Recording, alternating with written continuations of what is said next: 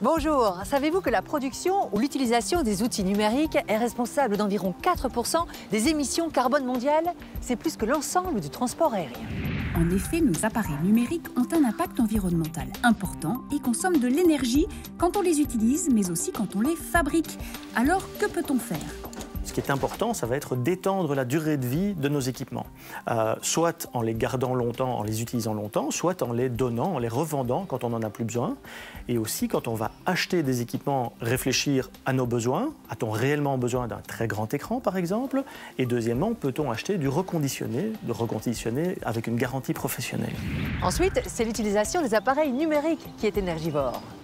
D'abord parce qu'il faut recharger les appareils, mais pas seulement.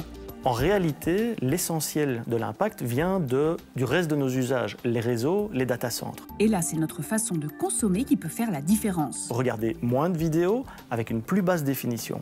Le deuxième point va être d'utiliser le Wi-Fi plutôt que la 4G. Le Wi-Fi consomme 2 à 3 fois moins que la 4G. Enfin, envoyer moins d'emails à moins de personnes et utiliser des plateformes de transfert plutôt que des pièces jointes. En ayant une meilleure connaissance de notre consommation d'énergie liée au numérique, nous pouvons adapter notre comportement pour limiter notre empreinte carbone. Et ça, c'est un tout bon plan.